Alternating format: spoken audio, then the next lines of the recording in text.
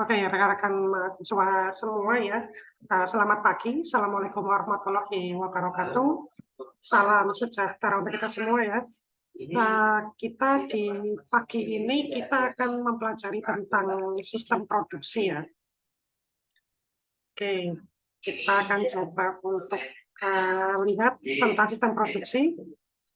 Nah, infonya kan mobilnya tidak ada yang mau dipakai-pakai. Oke, kita lihat ya rekan-rekan di sini. Jadi kita akan belajar tentang apa itu sistem, kemudian apa itu produksi ya, kemudian nanti arahannya kita akan melihat tentang proses di dalam sebuah produksi dan juga kita akan melihat bagaimanakah aspek keselamatan dari sebuah sistem produksi. Nah, tapi kita akan mengenal dulu tentang apa itu sistem produksi. Nah, ini kalau kita lihat dari definisi sistem ya rekan-rekan. Jadi sistem itu merupakan sekumpulan unsur atau elemen yang saling berkaitan ya. Jadi ada beberapa unsur-unsur ya di dalam sebuah sistem itu mereka saling berkaitan satu sama lain, mereka juga saling mempengaruhi satu sama lain dan mereka kemudian melakukan kegiatan bersama. Dan nanti kegiatan bersama itu untuk mencapai suatu tujuan atau mencapai suatu goals. Nah, maka dari itu di dalam sebuah sistem itu kita punya yang namanya goals atau tujuan. Kemudian di dalam sebuah sistem kita mengenal beberapa subsistem-subsistem. Dan antara subsistem satu sama subsistem yang lain itu ada keterkaitan ya, ada interaksi-interaksi antara masing-masing bagian dari subsistem itu dan juga interaksi antara sistem itu dengan lingkungan. Nah, ini ada beberapa karakteristik ya dari suatu sistem, rekan-rekan sekalian. Kalau kita lihat ada yang kita sebut dengan nama komponen atau elemen. Kita nanti akan lihat apa saja komponen-komponen dalam sebuah sistem produksi. Misalkan kalau kita mengambil contoh pada manufaktur ya, atau kita mengambil contoh pada petrokimia, atau kita mengambil contoh pada industri migas. Kemudian di dalam sebuah sistem itu nanti ada boundary atau ada batas. Kemudian ada bagian di luar sistem yang kita kenal dengan nama environment. Kemudian antara satu sistem atau subsistem satu dengan subsistem yang lain itu ada interface atau penghubung. Ada juga input atau masukan ya. Ini misalkan seperti bahan-bahan mentah atau faktor-faktor produksi. Kemudian ada proses atau pengolahan proses. Kemudian ada keluaran atau output ya, output atau keluaran. Kemudian yang pasti ada goals atau ada sasaran. Nah, jadi ini merupakan karakteristik dari sebuah sistem. Jadi pasti ada input, ada output, ada proses, ada interface, ada juga batas sistem atau boundary, ada environment, ada juga komponen-komponen dari suatu sistem. Nah, kalau kita lihat di sini rekan-rekan ada beberapa klasifikasi dari suatu sistem. Klasifikasi tersebut adalah ada pertama sistem abstrak ya, sistem abstrak. Sistem abstrak itu merupakan sistem yang tidak tampak secara fisik. Jadi sistem ini hanya berupa pemikiran atau berupa ide-ide saja.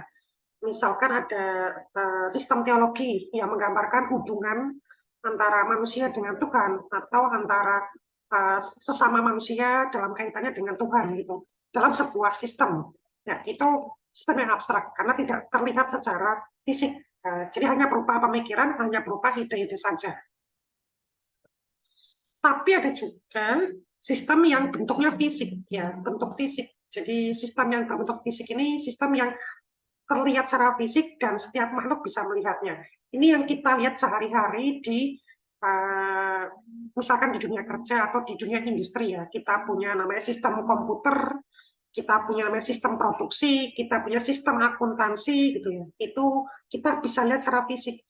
Misalkan sistem akuntansi kita bisa lihat ada jurnal, buku besar, ada laporan keuangan gitu ya. Prosesnya kita bisa lihat. Kemudian sistem komputer ya, kita bisa lihat bagaimanakah komputer itu bekerja dengan software, dengan hardware-nya, itu kita bisa lihat, kita bisa tahu prosesnya. Kemudian sistem produksi kita bisa lihat alat-alatnya, mesin-mesinnya, proses berjalannya kita bisa lihat. Nah, itulah sistem fisik. Atau kita kenal dengan physical system. Kemudian juga kita punya klasifikasi lain, yaitu ada sistem alamiah atau natural system. Sistem alamiah atau natural system ini merupakan sistem yang bersifat alami atau bersifat natural. Jadi proses alam yang berlangsung secara alami dan bukan buatan manusia. Misalkan kita punya sistem geologi, ada siklus batuan, ada siklus hidrologi atau siklus air, ada misalkan siklus tektonik gitu, itu berlangsung secara alami, bukan akibat campur tangan dari manusia. Atau misalkan solar system, sistem tata surya, itu juga bagian dari sistem alami.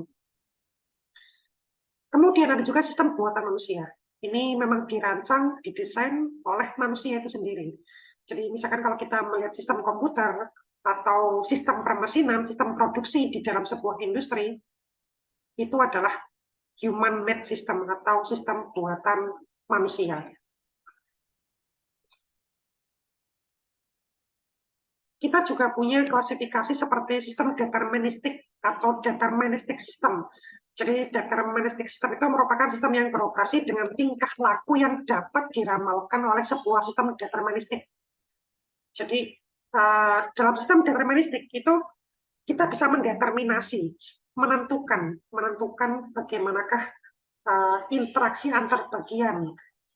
Kemudian outputnya seperti apa kita bisa ramalkan. Ini terdeterminasi dengan baik ya. Ada perancangan, ada ide, perilaku sistemnya kita bisa rancang. Misalkan sistem komputer kita bisa program, misalkan sebuah aplikasi, nanti inputnya apa, diproses seperti apa, logikanya, kemudian sampai ke output, itu kita bisa melakukan determinasi. Kemudian sistem tak tentu, nah ini kita sebut dengan probabilistic system.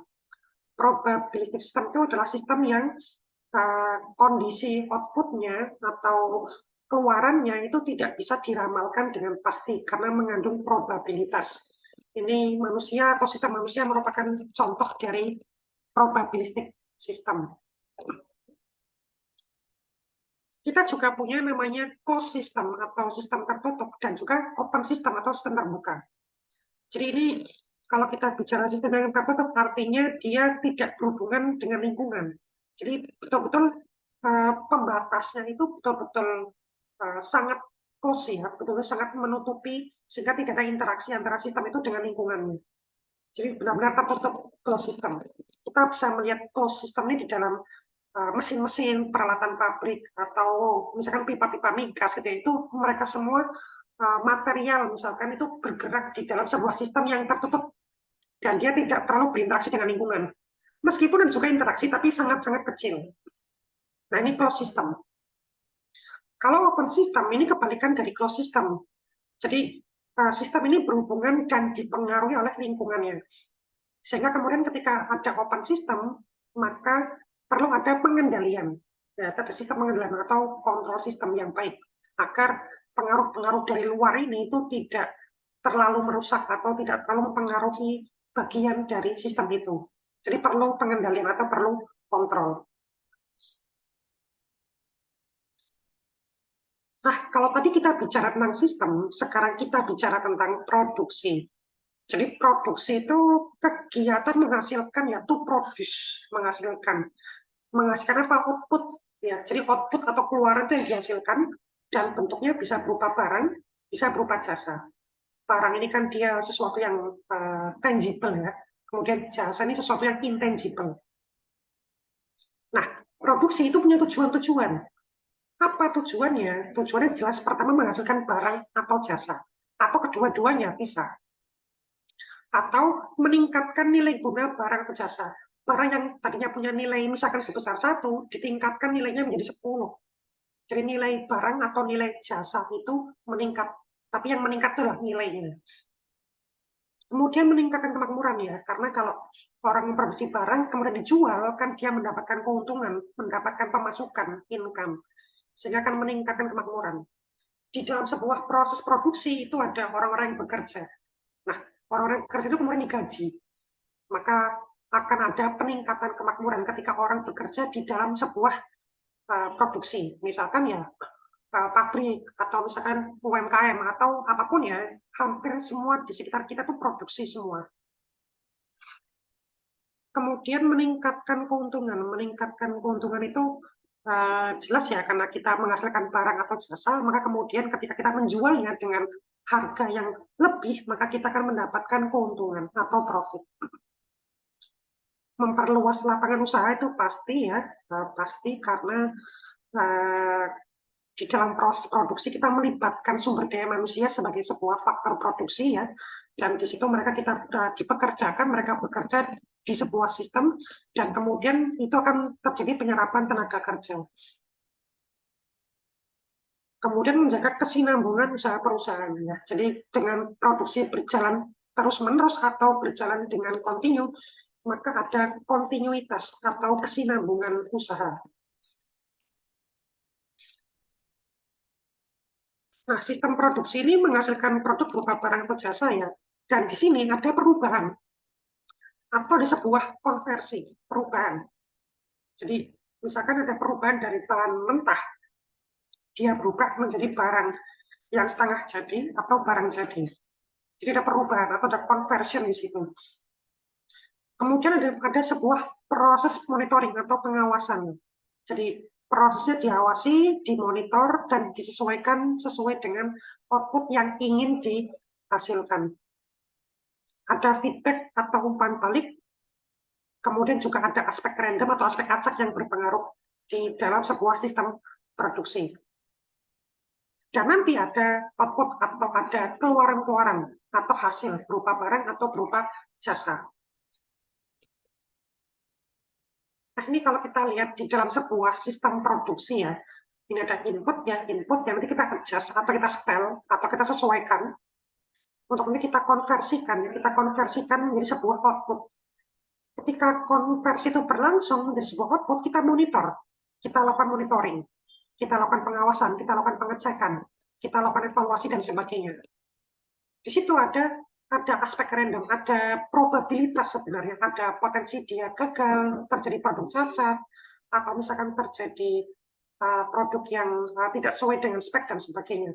Kemudian ada juga kita bisa melihat perbandingan ya antara monitor dengan adjust. Nah, di dalam sebuah sistem produksi itu terdiri dari berbagai macam sub-subsistem ya. Ini kalau kita mengambil dari manajemen operasi atau manajemen produksi, itu di dalam sebuah perusahaan manufaktur ya, di situ ada bagian produksi, ada bagian purchasing atau pembelian, ada bagian personalia atau HRD, ada bagian teknik ya, yang mengurusi tentang permesinan, maintenance, seperti itu. Ada accounting, finance gitu yang mengurusi keuangan, kemudian distribusi, marketing yang mengurusi tentang promosi, penjualan, dan semacamnya. Nah, ini kalau kita lihat antara sistem satu, sub-subsistem satu dengan sub-subsistem yang lain, itu saling mereka berinteraksi, dan juga mereka saling bertambalan. Jadi mereka ada interaksi antara finance dengan produksi, antara personalia dengan produksi, personalia dengan marketing, dan sebagainya. Itu ada interaksi-interaksi antara mereka. Jadi kalau kita di manufaktur misalkan, ini kita punya bagian sendiri-sendiri. Ada finansial sendiri, ada bagian personalia sendiri, bagian produksi sendiri, bagian purchasing sendiri, dan sebagainya. Jadi kalau kita lihat, produksi itu menghasilkan barang atau jasa, dan juga jelas meningkatkan nilai guna barang atau jasa, kemudian juga meningkatkan kemakmuran masyarakat lewat keuntungan yang dihasilkan, ada penyerapan tenaga kerja sehingga memperluas lapangan usaha, dan juga ketika produksi berjalan, maka ada kesinambungan usaha atau kesinambungan perusahaan. Jadi ini merupakan tujuan-tujuan dari suatu produksi. Nah, ini merupakan contoh dari sebuah alur sistem produksi ya. Kalau kita lihat ini dari raw material stores atau dari gudang penyimpanan bahan-bahan mentah, kemudian barangkali kemudian ada proses berikutnya. Misalkan ini kalau kita lihat, kurang tahu ini dia menghasilkan apa, tapi di sini ada proses-proses dari ini sebenarnya bioproses ya, manufacture bioproses gitu. Jadi di sini ada fermentasi menggunakan yeast ya, kemudian juga ada misalkan ada boiler ya, ada proses menggunakan boiler, Kemudian juga ada packing di sini, ada pengepakan, ada washing, ada R&D, kemudian juga ada pengolahan limbah, ada pengolahan limbah primer, sekunder, tersier, dan semacamnya. Kemudian juga ada laboratori dan quality control, kemudian juga ada maturation atau storage fats, ada blending tanks, dan semacamnya. Kemudian ini sampai ke SDL atau sampai ke finished goods stores atau sampai ke barang-barang jadi. Nah, ini definisi dari suatu, oke sebentar.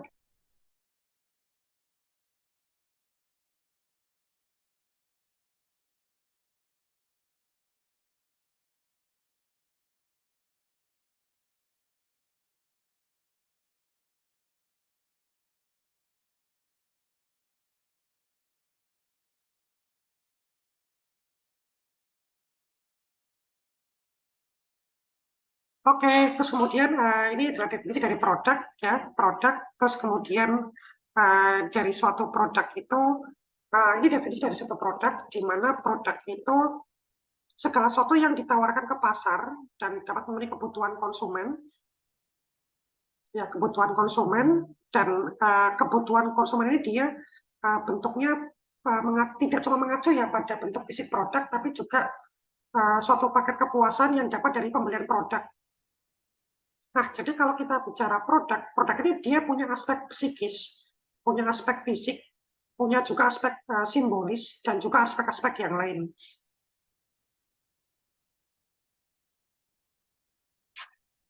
Nah, produk ini dia punya beberapa aspek ya, beberapa aspek seperti punya tujuan pada manfaat, kemudian juga punya visualisasi produk, menambah nilai satu produk, dan sebagainya.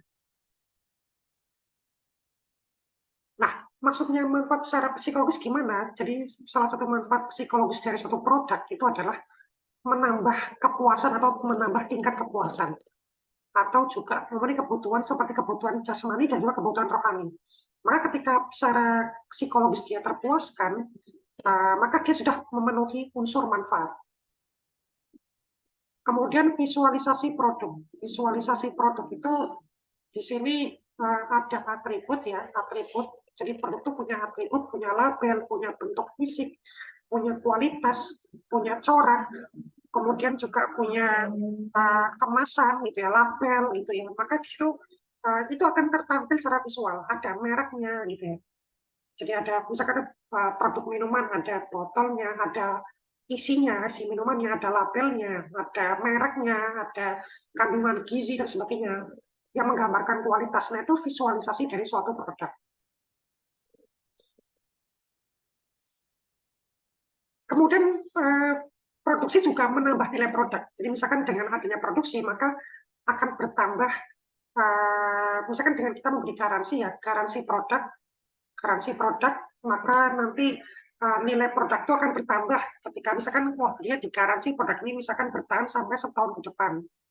Atau kemudian instalasi, misalkan sebuah mesin misalkan dia mudah proses instalasinya, pemasangannya mudah, itu dia menambah nilai guna produk. Kemudian pengiriman itu misalkan dia dikirimkan gitu ya, dia dikirimkan dari satu tempat ke tempat lain, itu mudah pengirimannya atau mudah untuk distribusinya, barangnya juga tersedia dengan baik di pasar, dengan stok yang cukup di pasar, kemudian juga ada layanan purna jual atau layanan post purchasing.